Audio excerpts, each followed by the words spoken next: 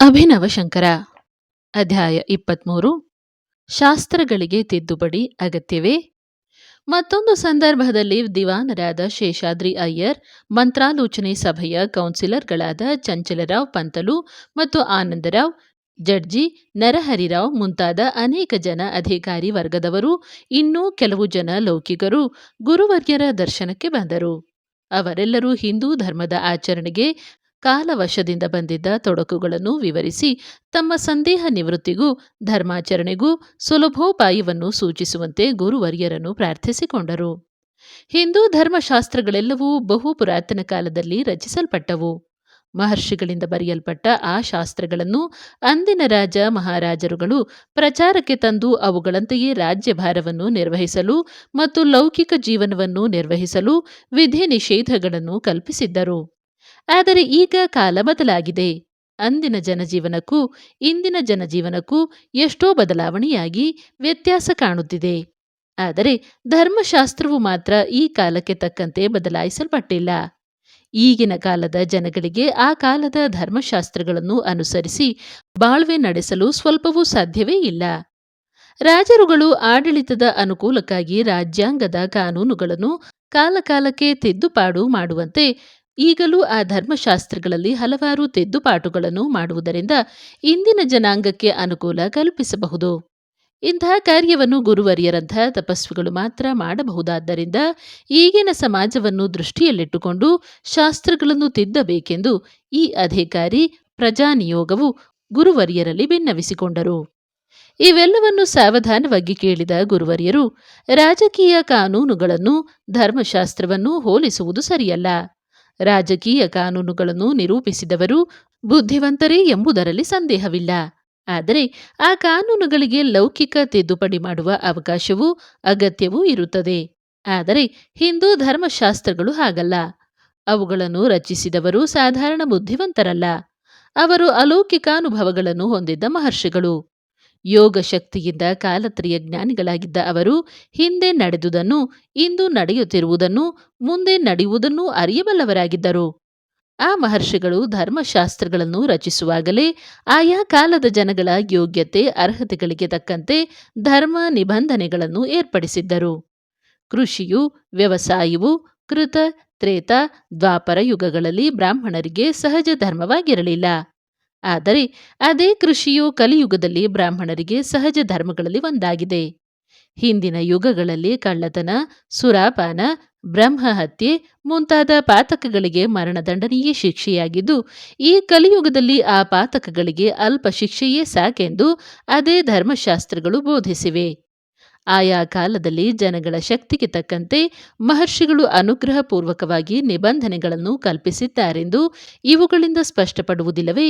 ಭಗವಾನ್ ವೇದವ್ಯಾಸರು ದ್ವಾಪರ ಯುಗದಲ್ಲಿದ್ದರೂ ಸಹ ಅವರಿಗೆ ಕೃತ, ತ್ರೇತಾಯುಗಗಳಲ್ಲಿದ್ದ ಜನಗಳ ಅರ್ಹತೆ, ಯೋಗ್ಯತೆಗಳು, ಆಯಾ ಯುಗಗಳ ಪರಿಸ್ಥಿತಿ ಸನ್ನಿವೇಶಗಳು ಚೆನ್ನಾಗಿ ತಿಳಿದಿದ್ದವು. ದ್ವಾಪರ ಯುಗದಲ್ಲಿ ಅಂತೂ ಅವರೇ ಇದ್ದು ಅಂದಿನ ವಿದ್ಯಮಾನಗಳನ್ನು ಚೆನ್ನಾಗಿ ಅರಿತಿದ್ದರು.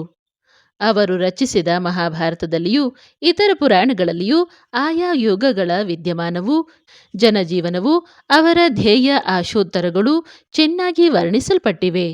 ಅವೆಲ್ಲಕ್ಕಿಂತಲೂ ಹೆಚ್ಚಾಗಿ ವ್ಯಾಸ ಮಹರ್ಷಿಗಳಿಗೆ ಮುಂಬರುವ ಕಲಿಯುಗದ ವಿದ್ಯಮಾನವೂ ಸಹ ಗೋಚರವಾಗಿತ್ತು.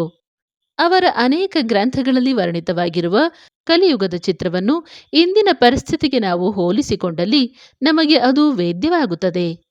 ಶ್ರೀವ್ಯಾಸವು ಸರ್ವದ್ರಷ್ಟಾರರೆಂದು, ತ್ರಿಕಾಲಜ್ಞಾನಿಗಳೆಂದು ಅರಿವಾಗುತ್ತದೆ.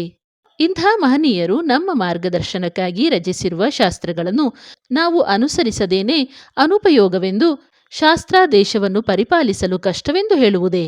ಇಂದಿನ ಜನಜೀವನಕ್ಕೆ ತಕ್ಕಂತೆ ಧರ್ಮಶಾಸ್ತ್ರಗಳನ್ನು ಮಾರ್ಪಾಟು ಮಾಡಬೇಕೆಂದರೇನು?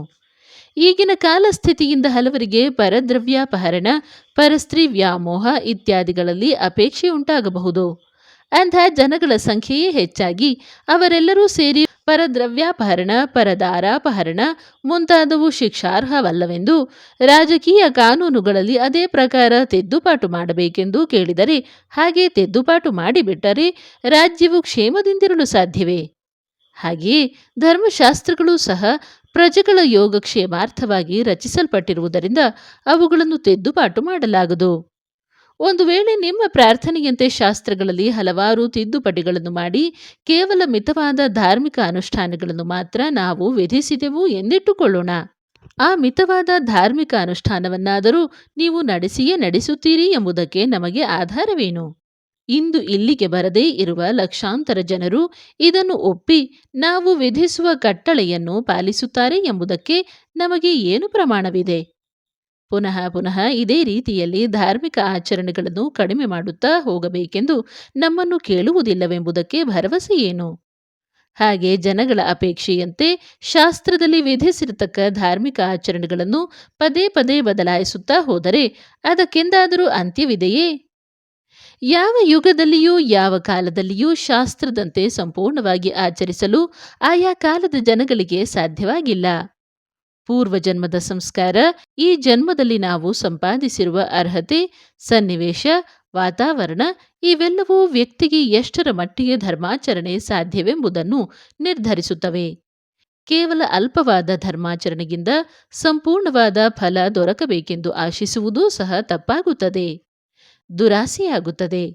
ಆದ್ದರಿಂದ ಶಾಸ್ತ್ರಗಳನ್ನೇ ತಿದ್ದುಪಡಿ ಮಾಡಬೇಕೆಂಬುದನ್ನು ಬಿಟ್ಟುಕೊಟ್ಟು ಶಾಸ್ತ್ರವನ್ನು ಅನುಸರಿಸಿ ಸಾಧ್ಯವಾದ ಮಟ್ಟಿಗೆ ಶಾಸ್ತ್ರಾದೇಶಗಳನ್ನು ಪಾಲಿಸಿ ರುಜು ಜೀವನವನ್ನು ಶ್ರದ್ಧೆಯಿಂದ ನಡೆಸಬೇಕು. ಶಾಸ್ತ್ರಾದೇಶಗಳನ್ನು ಪೂರ್ಣವಾಗಿ ಪಾಲಿಸಲಾಗಲಿಲ್ಲವಲ್ಲ ಎಂದು ಹೃತ್ಪೂರ್ವಕವಾಗಿ ಪಶ್ಚಾತ್ತಾಪ ಪಡಬೇಕು. ಶಾಸ್ತ್ರವೆಂದರೇನು? ಸ್ವೇಚ್ಛೆಯಿಂದ ನಿರಂಕುಶವಾಗಿ ಪ್ರವರ್ತಿಸುವ ಮನುಷ್ಯರನ್ನು ಅಂಕುಶಪ್ರಾಯವಾದ ನಿಯಮದಿಂದ ಹಿಡಿದು ನಿಲ್ಲಿಸಿ ಅವನನ್ನು ಸರಿಯಾದ ಮಾರ್ಗದತ್ತ ಕೊಂಡೊಯ್ಯುವುದೇ ಶಾಸ್ತ್ರವಲ್ಲವೇ? ಅಂಥ ಶಾಸ್ತ್ರವು ಈಗಾಗಲೇ ಇದೆ.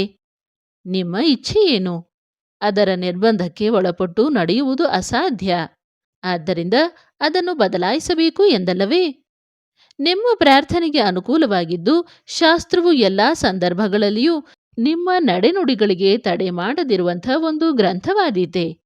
ಪ್ರಾರಂಭದಲ್ಲಿ ನಮಗೆ ಕಷ್ಟದಂತೆ ತೋರಿದರೂ ಪರಿಣಾಮದಲ್ಲಿ ಮಹತ್ತಾದ ಫಲವನ್ನೇ ಕೊಡುವುದಾದ್ದರಿಂದ ಸಾಧ್ಯವಾದಷ್ಟು ಮಟ್ಟಿಗೂ ಶಾಸ್ತ್ರದಲ್ಲಿ ಹೇಳಿರುವಂಥ ಸಾಮಾನ್ಯ ಮತ್ತು ವಿಶೇಷ ನಿಯಮಗಳನ್ನು ಪಾಲಿಸಿಕೊಂಡು ಬರುವುದೇ ಶ್ರೇಯಸ್ಕರ. ಅದರಿಂದ ಎಲ್ಲರಿಗೂ ಒಳ್ಳೆಯದಾಗುತ್ತದೆ ಎಂಬುದಾಗಿ ಗುರುವರ್ಯರು ವಿಶದವಾಗಿ ಉಪದೇಶಿಸಿದರು. ಅವರ ದಿವ್ಯವಾಣಿಯನ್ನು ಆಲೈಸಿದ ಸಭಾಸದರು ಹಿಂದೂ ಧರ್ಮದಲ್ಲಿ ಶ್ರದ್ಧೆಯನ್ನು ಪಡೆದು ಶ್ರೀ ಗುರುವರ್ಯರಿಗೆ ತಮ್ಮೆಲ್ಲರ ಹೃತ್ಪೂರ್ವಕವಾದ ಭಕ್ತಿ ಗೌರವಗಳನ್ನು ಕೃತಜ್ಞತೆಯಿಂದ ಅರ್ಪಿಸಿದರು. ಅಧ್ಯಾಯ 24 ವಿಗ್ರಹಾರಾಧನೆ ಶಾಸ್ತ್ರೀಯ. ಶ್ರೀ ಗುರುವರ್ಯರ ಸಮ್ಮುಖದಲ್ಲಿ ಆಗಾಗ ಪಂಡಿತರ ವಿದ್ವಾಂಸರ ಸಭೆಗಳು ನಡೆದು ಇಂಥ ಅನೇಕ ವಿಷಯಗಳು ಸಮಸ್ಯೆಗಳು ಚರ್ಚಿಸಲ್ಪಡುತ್ತಿದ್ದವು. ಈ ಚರ್ಚೆಗಳಲ್ಲಿ ಶ್ರೀ ಗುರುವರ್ಯರು ಕೊಡುತ್ತಿದ್ದಂಥ ತೀರ್ಮಾನಗಳು ಎಲ್ಲರಿಗೂ ಸಂತೋಷವನ್ನುಂಟು ಮಾಡುವಂಥವೂ ಆಗಿದ್ದು ಧಾರ್ಮಿಕ ಜೀವನವನ್ನು ನಡೆಸುವ ಅಭಿಲಾಷೆಯುಳ್ಳವರಿಗೆ ಶ್ರೇಷ್ಠ ಮಾರ್ಗದರ್ಶಕವಾಗಿರುತ್ತಿದ್ದವು. ಆ ಕಾಲದಲ್ಲಿ ಪ್ರಚಲಿತವಾಗಿರುತ್ತಿದ್ದ ಎಷ್ಟೋ ಸಂದೇಹ ಸಂಶಯಗಳು ಶ್ರೀಗಳವರೆದುರಿನಲ್ಲಿ ಸುಲಭವಾಗಿ ಪರಿಹರಿಸಲ್ಪಡುತ್ತಿದ್ದವು. ಇಂಥ ವಿದ್ವತ್ ಸಭೆಗಳು ವರ್ಷಕ್ಕೆ 2 ಸಲ, ಒಮ್ಮೆ ಶ್ರೀಶಂಕರ ಜಯಂತಿ ಸಂದರ್ಭದಲ್ಲಿಯೂ ಇನ್ನೊಮ್ಮೆ ಶ್ರೀ ವಿನಾಯಕ ಜಯಂತಿ ಸಂದರ್ಭದಲ್ಲಿಯೂ ನಡೆಯುತ್ತಿದ್ದವು. ಇಂಥ ಒಂದು ವಿದ್ವತ್ ಸಭೆಯು ಮೈಸೂರಿನಲ್ಲಿ ನಡೆದಾಗ ಅದರಲ್ಲಿ ಆಗಿನ ಮೈಸೂರು ಮಹಾರಾಜರಾದ ಶ್ರೀ ಚಾಮರಾಜ ಒಡೆಯರು ಉಪಸ್ಥಿತರಾಗಿದ್ದರು. ಆ ದಿನ ವಿಗ್ರಹದ ಆರಾಧನೆಯು ಶಾಸ್ತ್ರೀಯವೇ ಅಲ್ಲವೇ ಎಂಬ ವಿಷಯ ಚರ್ಚೆಗೆ ಬಂದಿತ್ತು. ಆಗ ತಾನೇ ಕಾಲು ಹಾಕುತ್ತಿದ್ದಂಥ ಪಾಶ್ಚಾತ್ಯ ವಿದ್ಯೆಯ ಪ್ರಭಾವವು, ವೈಜ್ಞಾನಿಕ ತಾಂತ್ರಿಕ ವಿಷಯಗಳ ಪ್ರಸಾರವು ವಿದ್ಯಾವಂತರಾದ ಭಾರತೀಯರು ತಮ್ಮ ಧರ್ಮದಲ್ಲಿ ಆಚರಣೆಯಲ್ಲಿದ್ದ ಅನೇಕ ಅಂಶಗಳ ಬಗ್ಗೆ ಅನುಮಾನ ಸಂಶಯಗಳನ್ನು ತಾಳುವಂತೆ ಮಾಡಿಬಿಟ್ಟಿದ್ದವು. ವಿಗ್ರಹಗಳ ಆರಾಧನೆಯ ಬಗ್ಗೆ ಪಾಶ್ಚಾತ್ಯರಿಗೆ ಇದ್ದ ಮನೋಭಾವವೇ ಅನೇಕ ಭಾರತೀಯರಿಗೂ ಇತ್ತು. ವಿಗ್ರಹಾರಾಧನೆಯನ್ನು ಕುರಿತು ಅವರಲ್ಲಿ ಹಲವರಿಗೆ ಇದ್ದ ಆಕ್ಷೇಪಣೆಗಳು ಇವು. ವಿಗ್ರಹಾರಾಧನೆಯು ವೇದದ ಸಂಹಿತಾ ಭಾಗದಲ್ಲಿ ಹೇಳಲ್ಪಟ್ಟಿಲ್ಲ. ಸರ್ವವ್ಯಾಪಿಯಾದ ಭಗವಂತನನ್ನು ಶಿಲಾದಿ ಮೂರ್ತಿಗಳಲ್ಲಿ ಭಾವನೆ ಮಾಡುವುದರಿಂದ ಅವನ ವ್ಯಾಪಕತೆಗೆ ಮಿತಿಯನ್ನು ಕಲ್ಪಿಸಿದಂತಾಗುತ್ತದೆ. ಅದರಿಂದ ಅವನು ವಿಶ್ವವ್ಯಾಪಿ ಎಂಬ ಭಾವನೆಯು ಕುಗ್ಗುವುದು. ರಾಮ, ಕೃಷ್ಣ ಇತ್ಯಾದಿ ಪೌರಾಣಿಕ ಐತಿಹಾಸಿಕ ವ್ಯಕ್ತಿಗಳನ್ನು ಪೂಜಿಸುವುದು ಇತರ ಮತೀಯರಿಗೆ ಹಾಸ್ಯಾಸ್ಪದವಾಗುವುದು.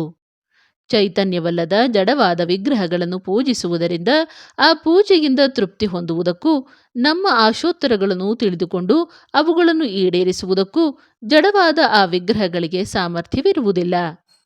ಆದ್ದರಿಂದ ವಿಗ್ರಹಗಳ ಆರಾಧನೆಯು ಯುಕ್ತವಲ್ಲ ಎಂಬ ವಾದವು ಆ ಕಾಲದಲ್ಲಿ ಪ್ರಚಲಿತವಾಗಿದ್ದು ಪಾಶ್ಚಾತ್ಯ ವಿದ್ಯಾಭ್ಯಾಸದಿಂದ ಪ್ರಭಾವಿತರಾಗಿದ್ದವರ ಭಾವನೆಯಾಗಿತ್ತು. ಅಂದಿನ ವಿದ್ವತ್ಸಭೆಯಲ್ಲಿ ಹಲವರು ಪಂಡಿತರು ಈ ವಿಚಾರವನ್ನೇ ಪ್ರಸ್ತಾಪಿಸಿ ಈ ವಿಷಯವನ್ನೇ ಪೂರ್ವ ಪಕ್ಷವಾಗಿ ತೆಗೆದುಕೊಂಡು ವಿವರಿಸಿ ಸ್ಥಾಪಿಸಿದರು. ಈ ಆಕ್ಷೇಪಣೆಗಳೆಲ್ಲವನ್ನೂ ಸಾವಧಾನವಾಗಿ ಪರಿಶೀಲಿಸಿದ ಗುರುವರ್ಯರು ಪೂರ್ವ ಪಕ್ಷವನ್ನು ವಿರೋಧಿಸಿ ಸಮಾಧಾನವನ್ನು ಕೊಟ್ಟರು. ಅನಂತ ವೈ ವೇದಾಹ ಎಂಬಂತೆ ವೇದವು ಅನಂತವಾದುದು. ಅದರಲ್ಲಿ ಶಾಖಾ ಭೇದಗಳು ಅಸಂಖ್ಯಾತವಾಗಿವೆ. ನಮ್ಮ ದೃಷ್ಟಿಗೆ ಗೋಚರವಾಗಿರುವುದು ಒಂದು ಭಾಗ ಮಾತ್ರ.